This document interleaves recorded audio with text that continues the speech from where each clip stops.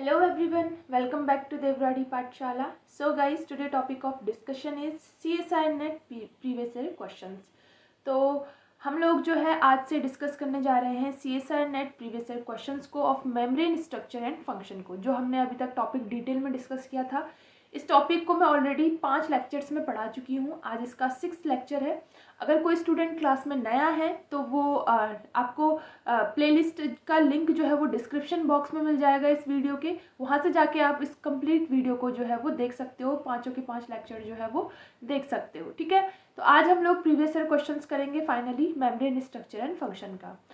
ये है टॉपिक है यूनिट नंबर 2 सेलुलर ऑर्गेनाइजेशन से। ये टॉपिक बहुत ही ज़्यादा इंपॉर्टेंट है जो भी स्टूडेंट प्रिपेयर कर रहे हैं CSI net gate ICMR DBT JRF के लिए, साथ ही साथ MSc एंड BSc स्टूडेंट्स के लिए भी टॉपिक इंपॉर्टेंट रहेगा। सो गाइस, वीडियो को एंड तक ज़रूर देखें और चैनल को सब्सक्राइब करना ना भूलें। So let's proceed. तो चलते हैं, ये मेरी प्रोफाइल है। अगर कोई स्टूडेंट मुझे नहीं जानता है तो प्रोफाइल के थ्रू जान सकता है। ये कुछ रेफरेंसेस हैं जहाँ से मैं आप लोगों के लिए नोट्स बनाती हूँ। ठीक है, ओके। तो आज हमारा finally membrane structure and function का लेसन नंबर 6 है। ठीक है, चलो। तो आपको क्वेश्चंस कैसे करने हैं सबसे पहले मैं आपको बता देती हूँ, क्योंकि आप लोग ये जो है टॉपिक पढ़ चुके हैं, तो आपको पहले खुद से ये क्वेश्चन सॉल्व करना है। क्योंकि ये रिकॉर्डेड वीडियो है तो आपको लाइव सेशन में भी आप प्रोवाइड नहीं कर पा रही हूँ, तो आपको क्या करना है, वीडियो को पॉज करना है और पहले खुद से सॉल्व करने की कोशिश करना है, देन मेरा एक्सप्लेनेशन देखना है। ठीक है, तो हर क्वेश्चन के लिए आप यही करोगे। सबसे पहला क्वेश्चन है, ये question CSI net 2020 first shift में पूछा गया था। क्वेश्चन क्या है, which one of the following is not involve in the formation of lipid raft. ठीक है, इनमें से कौन सा लिपिड राफ्ट के फॉर्मेशन में इन्वॉल्व नहीं होता है। ठीक है, तो गाइज मैंने आपको लास्ट क्लास में ही लिपिड राफ्ट के बारे में पढ़ाया था और मैंने बताया था कि कौन कौन से जो मॉलिक्यूल्स हैं जो कि लिपिड का फॉर्मेशन करते हैं। आपका स्फिंगोमाइलिन जो है वो लिपिड का फॉर्मेशन करता है, कोलेस्ट्रॉल जो है वो लिपिड का फॉर्मेशन करता है, ग्लाइकोलिपिड भी आपका लिपिड का फॉर्मेशन करता है, लेकिन फॉस्फोटिडिलसीरीन के बारे में हम लोगों ने नहीं पढ़ा। तो यही जो है वो नॉट इन्वॉल्व हो जाएगा in formation of lipid raft. तो ये काफ़ी इजी क्वेश्चन था। ठीक है, तो आपका आंसर जो है वो क्या हो जाएगा, ये मैंने आपको कल की ही क्लास में ये सारी चीज़ पढ़ाई थी लास्ट क्लास में। ठीक है, चलो, तो आपका आंसर हो जाएगा आंसर 4। नेक्स्ट चलते हैं। नेक्स्ट वाला क्वेश्चन है, lipid raft are rich in, ये भी लिपिड राफ्ट से ही क्वेश्चन है, rich in both sphingolipids and cholesterol. जैसे कि हमें पता है कि दोनों में रिच होता है। Cholesterol play a central role in raft formation since lipid raft apparently do not form in its absent. ठीक है, अगर कोलेस्ट्रॉल एब्सेंट होगा तो लिपिड राफ्ट कभी भी फॉर्म नहीं हो पाता है। Why do you think cholesterol is essential for lipid raft formation. अब आपको ऐसा क्यों लगता है कि जो कोलेस्ट्रॉल है वो लिपिड राफ्ट फॉर्मेशन के लिए असेंशियल है। तो गाइस, सबसे पहले मैं आपको बता देती हूँ कि कोलेस्ट्रॉल क्यों असेंशियल है। देखो, कोलेस्ट्रॉल जो है मॉलिक्यूल है जो लिपिड राफ्ट में प्रेजेंट होता है। जैसे मैंने आपको डायग्राम होगा यहाँ पे, ये यहाँ पे आपको कोलेस्ट्रॉल का मॉलिक्यूल दिख रहा है, ये वाला जिसका हेड जो है वो रेड कलर का है। तो यहाँ पर आपको देखने को मिल रहे होंगे जो कोलेस्ट्रॉल का मॉलिक्यूल है ये एक ग्लू की तरह काम करता है, जिससे कि जो आपस के जो इसके आसपास के लिपिड्स होते हैं ये इसके साथ में चिपक जाते हैं। जैसे ये जनरली किसको अपने पास में अटैच कराता है टाइटली, जैसे कि स्फिंगोमाइलिन को या स्फिंगोलिपिड्स को ये टाइटली अटैच करवाता है। हर लिपिड को ये नहीं करवाता है, सिर्फ स्फिंगोमाइलिन और इस तरीके के लिपिड्स को ये अटैच करवाता है, जिससे कि ये टाइटली अटैच कर देता है और एक रिजिड जो है स्ट्रक्चर का फॉर्म कर देते हैं, जिसे हम क्या बोलते हैं, लिपिड राफ्ट बोलते हैं। ठीक है, तो ये जो है बहुत बड़ा रीज़न है कोलेस्ट्रॉल का। अगर कोलेस्ट्रॉल ही प्रेजेंट नहीं होगा तो लिपिड राफ्ट तो बिल्कुल नहीं बन सकता, क्योंकि फिर उन सारे मॉलिक्यूल्स को एक जगह पे अटैच करने वाला, एक ग्लू की तरह चिपकाने वाला कोई नहीं होगा जो कि स्फिंगोमाइलिन ग्लाइकोलिपिड्स को आपस में ऐसे एग्रीगेट कर सके। ठीक है, वो करने वाला कोई नहीं होगा। तो जो कोलेस्ट्रॉल है यहाँ पर आपको रीज़न भी दे रखा है कि cholesterol is thought to serve as a spacer between the hydrocarbon chain of the sphingolipids and to function as a dynamic glue that keep the raft assembly together. Cholesterol partition between the raft and the non-raft phase having higher affinity to raft sphingolipids than to unsaturated। और इसकी जो affinity होती है ये raft के जो sphingolipids होते हैं उनके लिए बहुत ज़्यादा होती है एज कम्पेयर टू जो दूसरे unsaturated phospholipids होते हैं। So removal of raft cholesterol lead to the dissociation of the most of the protein from the raft, render their non functional, ठीक है। और अगर आप कोलेस्ट्रॉल को रिमूव कर दोगे तो पूरा असेंबली ही टूट जाएगी, और असेंबली टूट जाएगी तो फिर वो नॉन फंक्शनल हो जाएगी, ठीक है। तो अब यहाँ पर हम लोग देख लेते हैं ऑप्शंस। सबसे पहला है कि कोलेस्ट्रॉल जो है वो मोबिलिटी को डिक्रीज करता है of sphingolipid in the lipid bilayer, नहीं, ये मोबिलिटी को डिक्रीज नहीं करता है। नेक्स्ट है large head group of the sphingolipids repel each other in the presence of cholesterol, ये भी रीजन नहीं होगा, रिपेल तो नहीं करता है, ये क्या करता है, आपस में अटैच करने की कोशिश करता है। So cholesterol interact with the fatty acid tail in the membrane, no, the planar cholesterol molecules are postulated to fill voids that form underneath of the large head group of the sphingolipids, तो यही हमारा right answer हो जाएगा। जो भी voids बने हुए हैं स्फिंगोलिपिड से, उनको जो है वो अटैच करने की कोशिश करता है और एक पर्टिकुलर जो है वो लिपिड राफ्ट के फॉर्मेशन में मदद करता है, ठीक है। तो हमारा जो राइट आंसर हो जाएगा वो कौन सा हो जाएगा, आंसर 4, ठीक है। तो आई होप आप लोगों को समझ में आया होगा, ठीक है। नेक्स्ट क्वेश्चन पे मूव करते हैं। नेक्स्ट है काफ़ी इजी क्वेश्चन है, glycophorin have one highly hydrophobic domain is able to span phospholipid bilayer membrane only. जो आपका ग्लाइकोफोरिन है, ग्लाइकोफोरिन के बारे में हम लोगों ने पढ़ा था, तो ये जो है फॉस्फोलिपिड बाइलेयर को क्या करता है, स्पैन करवाता है। कितने टाइम्स जो है वो ये स्पैन करता है, तो कितने टाइम्स बताया था मैंने आपको, 1 टाइम, एक बार स्पेन करता है, ठीक है। तो ग्लाइकोफोरिन, ये स्ट्रक्चर है ग्लाइकोफोरिन का, बताया था मैंने, आरबीसी की मेम्ब्रेन में प्रेजेंट होता है। तो ये कितनी बार स्पेन कर रहा है मेम्ब्रेन को, सिर्फ 1 टाइम, एक ही बार कर रहा है ना, है ना। ये कार्बोहाइड्रेट जो है इसका, ये हैवीली ग्लाइकोसाइलेटेड होते हैं आउटसाइड द सेल, ठीक है। और जो बैंड 3 है, बैंड 3 कितने टाइम करता है, 17 टाइम जो है वो 14 टाइम जो है वो स्पैन करता है लिपिड बाइलेयर को, ठीक है। तो ये बात आपको ध्यान रखनी है, ऐसे क्वेश्चन जो है आपसे पूछे जाते हैं। तो आपका राइट आंसर जो है वो 1 हो जाएगा, यानी एक ही बार जो है वो ग्लाइकोफोरिन जो है वो क्या करता है, मेम्ब्रेन को जो है वो स्पैन करता है, ठीक है। नेक्स्ट क्वेश्चन है, ओके, नेक्स्ट है, ये भी मैंने आपको पढ़ाया था क्लास में। When bacteria growing at 20 degree centigrade, अगर आपका बैक्टीरिया 20 डिग्री पे ग्रो हो रहा है, आर वार्म्ड एट 37 डिग्री, और आपने क्या कर दिया, उसे 37 डिग्री पे ले आए, ठीक है। They are most likely to synthesise membrane lipids with more, तो अब ये कैसा मेम्ब्रेन लिपिड को सिंथेसाइज करना स्टार्ट कर देगा, ठीक है। तो अब बेचारा पहले कितने में था, 20 डिग्री में सही बढ़िया ग्रो हो रहा था, आपने क्या कर दिया, उसे 37 डिग्री पे ले आए, यानी टेम्परेचर क्या हो गया, इंक्रीज हो गया। टेम्परेचर इंक्रीज होता है जब, तो मेम्ब्रेन फ्लूइडिटी पे क्या असर पड़ता है उसका, टेम्परेचर इंक्रीज, मेम्ब्रेन फ्लूइडिटी कैसी हो जाएगी, इंक्रीज हो जाएगी, मेम्ब्रेन फ्लूइडिटी भी इंक्रीज हो जाएगी। मेम्ब्रेन फ्लूइडिटी अगर इंक्रीज होगी तो हमें क्या करना है, मेम्ब्रेन फ्लूइडिटी को जेल लाइक में मेंटेन रखना है, यानी ना तो फ्लूइड स्ट्रक्चर होना चाहिए ना तो रिजिड होना चाहिए, एक जेल लाइक स्ट्रक्चर होना चाहिए। तो अब इसे बचाने के लिए हमें कैसे फैटी एसिड्स को सिंथेसाइज करना पड़ेगा, कैसे करोगे, लॉन्ग चेन करोगे। अब आपको फ्लूइडिटी को लेस करना है, तो हमें क्या करना है, हमारा एम क्या है, फ्लूइडिटी को लेस करना। एम क्या है हमारा, फ्लूइडिटी लेस हो जाए। तो फ्लूइडिटी को लेस करने वाले कौन से फैक्टर है, कौन कौन से फैक्टर हैं आपके, एक तो लॉन्ग चेन फैटी एसिड है, लॉन्ग चेन फैटी एसिड क्या करेंगे, फ्लूइडिटी को लेस करेंगे। दूसरे सैचुरेटेड फैटी एसिड, ठीक है, सैचुरेटेड फैटी एसिड, दूसरे सैचुरेटेड फैटी एसिड जो है वो मेम्ब्रेन फ्लूइडिटी को डिक्रीज करेंगे, क्योंकि टेम्परेचर इंक्रीज होने से आपने क्या कर दिया, उसे उसका टेम्परेचर इंक्रीज कर दिया बैक्टीरिया का, टेम्परेचर इंक्रीज होने से बैक्टीरिया की मेम्ब्रेन फ्लूइडिटी इंक्रीज हो गई, मेम्ब्रेन फ्लूइडिटी इंक्रीज हो गई तो गड़बड़ हो जाएगी, तो हमें वापस से डिक्रीज करनी है। तो डिक्रीज करने के लिए हमें क्या करना पड़ेगा, लॉन्ग चेन फैटी एसिड को सिंथेसाइज करना पड़ेगा और साथ ही सैचुरेटेड फैटी एसिड्स को, ठीक है। तो आपका क्या हो जाएगा right answer, long chain fatty acid and with saturated fatty acid, ठीक है, ये आपको ध्यान रखना है, ठीक है। तो आई होप आप लोगों को समझ में आया होगा, मैंने क्लास में भी इसको अच्छे से पढ़ाया हुआ है डिटेल में, ठीक है। तो 3rd will be the right answer. चलो नेक्स्ट क्वेश्चन पे मूव करते हैं। ओके, नेक्स्ट है इंपॉर्टेंट क्वेश्चन है, इंपॉर्टेंट कॉन्सेप्ट बेस है। Glycolipids and sphingomyelin are produced by the addition of sugar and phosphoryl choline to ceramide on cytosolic and luminal faces respectively, ठीक है। तो अब ऐसे क्वेश्चन जब आते हैं ना, तो इनको थोड़ा डायग्राम बनाते बनाते आपको करना है, ठीक है। फॉर एग्जांपल ये आपका क्या है, गोल्जी है, ये ल्यूमिनल फेस है गोल्जी का, ठीक है, गोल्जी का, और ये आपका क्या है, साइटोसोल है, साइटोसोल ये वाला आपका है, और ये ल्यूमिनल फेज है गोल्जी का। अब आपने क्या किया, यहाँ पर क्या सिंथेसाइज हो रहा है, ग्लाइकोलिपिड एंड स्फिंगोमाइलिन दोनों सिंथेसाइज हो रहे हैं, और ये कैसे हो रहे हैं, शुगर, ग्लाइकोलिपिड पे शुगर अटैच हो रहा है साइटोसोलिक साइड में, ठीक है। तो ये फॉर एग्जांपल ये आपका ग्लाइकोलिपिड है, तो इस पे जो है वो शुगर अटैच हो रहा है साइटोसोलिक साइड में, ये बाहर वाली साइटोसोलिक साइड है, ठीक है। तो ये शुगर अटैच हो रहा है, ये क्या है, ग्लाइकोलिपिड, ठीक है। और जो आपका स्फिंगोमाइलिन है, स्फिंगोमाइलिन जो है वो ल्यूमिनल फेज में प्रोड्यूस हो रहा है, और इस पे सेरामाइड जो है वो अटैच हो रहा है, ठीक है। तो स्फिंगोमाइलिन जो है हमारा क्या हो रहा है, ल्यूमिनल फेज में बन रहा है, ठीक है।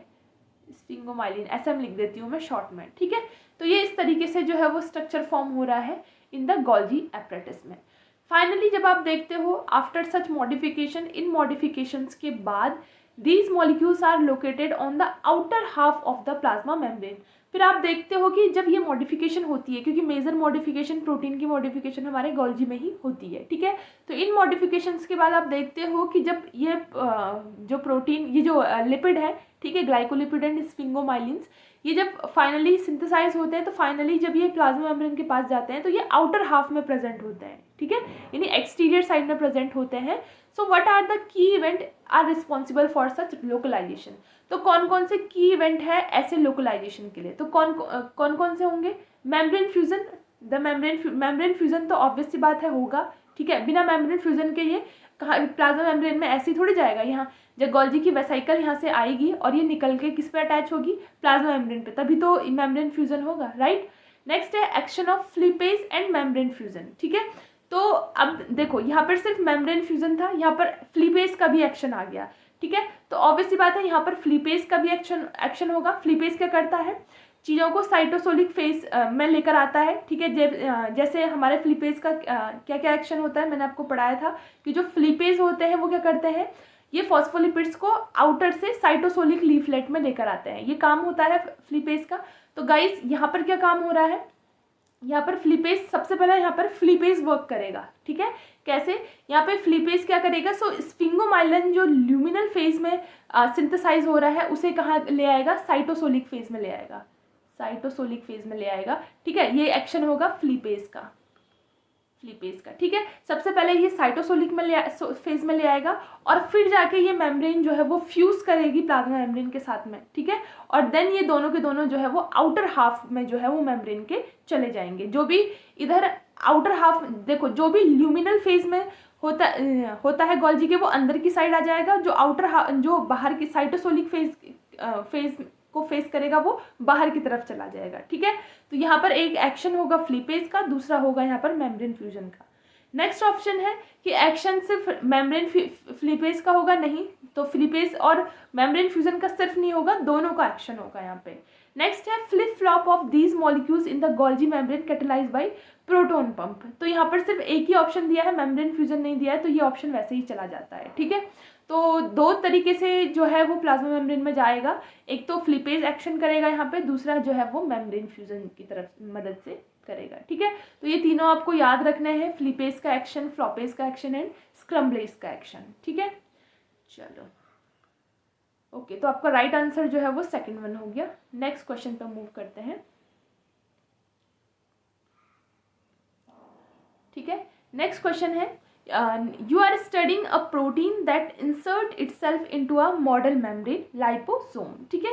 तो जैसे कि आप इमेजिन करो कि आप एक प्रोटीन को जो है वो स्टडी कर रहे हो, ठीक है, जो कि इंसर्ट हुआ है एक लिपोसोम, एक मेम्ब्रेन में, एक मॉडल मेम्ब्रेन बनाया है आपने और उसके अंदर वो इंसर्ट हुआ है, ठीक है। So during reconstitution process, the protein has an N-terminal 18 amino acid hydrophilic segment that is located on the outside of the membrane। तो उस प्रोटीन का जो एन टर्मिनल है उसमें कितने अमीनो एसिड है, 18 अमीनो एसिड है, जो कि आउटसाइड द मेम्ब्रेन प्रेजेंट है, यानी बाहर की तरफ मेम्ब्रेन के प्रेजेंट है।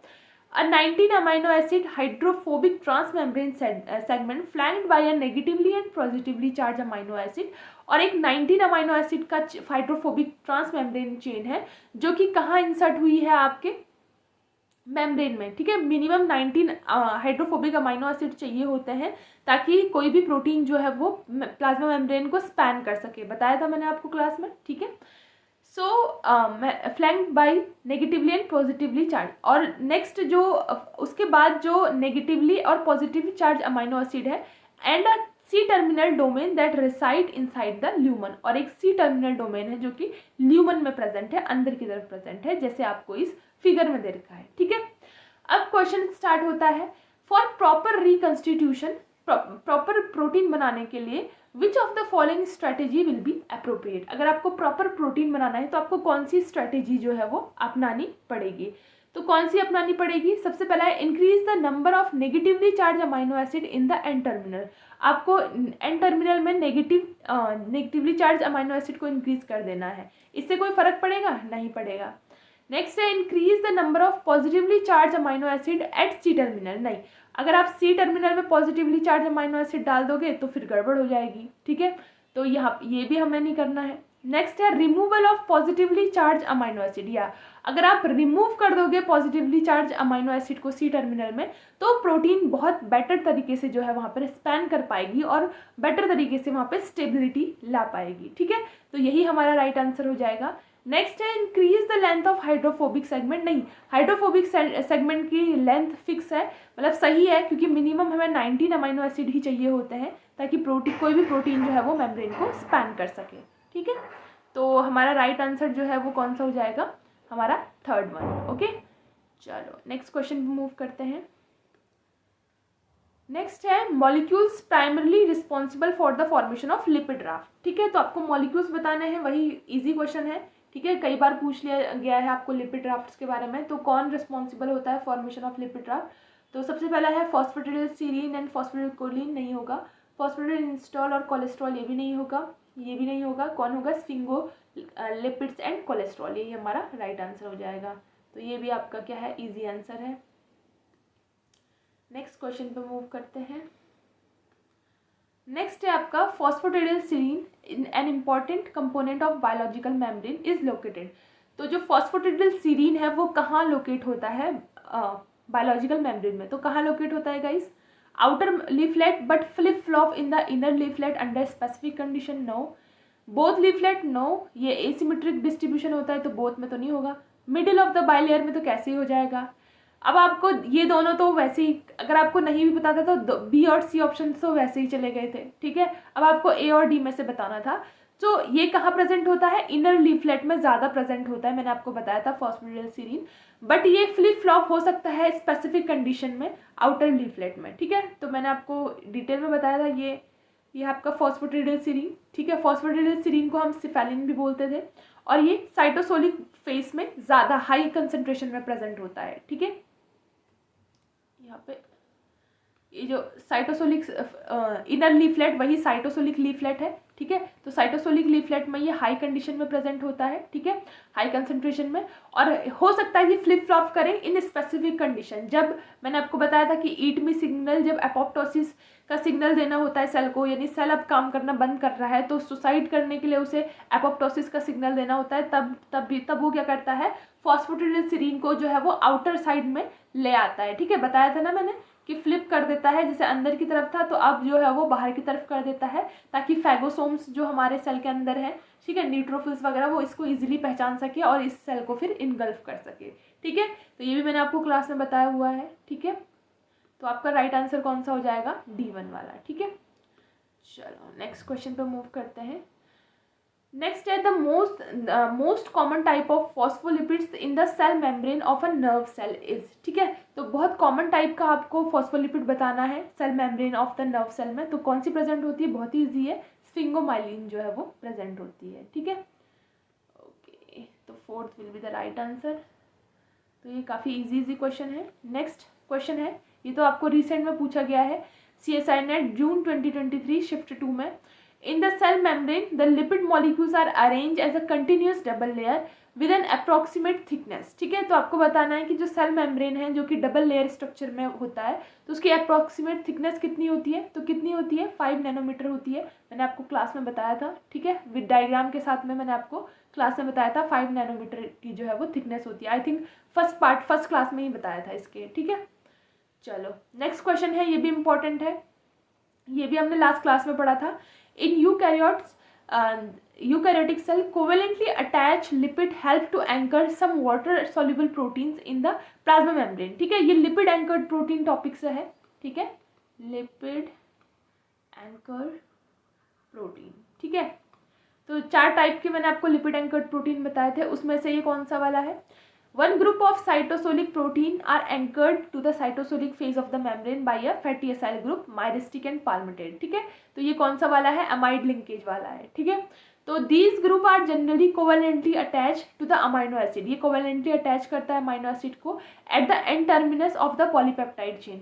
अब आपको बताना है कि कौन से अमाइनो एसिड को के एंड टर्मिनस पे ये पॉलीपेप्टाइड चेन पे अटैच करता है। तो मैंने कौन सा बताया था गाइस, लास्ट क्लास में ही मैंने आपको डायग्राम के साथ बताया था कि कौन से अमाइनो एसिड पे करता है, ग्लाइसिन पे अटैच करता है। ठीक है, तो जो आपका लिपिड है, फॉर एग्जांपल ये आपका मेम्ब्रेन है, ठीक है, और यहाँ पर लिपिड जो है ऐसे एंकर्ड हो रखा है, तो जो ये लिपिड एंकर्ड प्रोटीन है ये पहले किसके साथ में अटैच होगा, ये किसके साथ बॉन्ड बनाएगा, एन टर्मिनल ऑफ ग्लाइसिन के साथ में। ठीक है, तो ये ग्लाइसिन का स्ट्रक्चर हो जाएगा और ये इस तरीके से यहाँ पर जो है वो पूरा का पूरा प्रोटीन होगा जिसका कि ग्लाइसिन वाला स्ट्रक्चर इससे अटैच होगा। तो ये कैसा लिंकेज बनाता है, अमाइड लिंकेज बनाता है, ये आपका एमाइड लिंकेज कहलाता है। ये कौन सा लिंकेज है, अमाइड लिंकेज।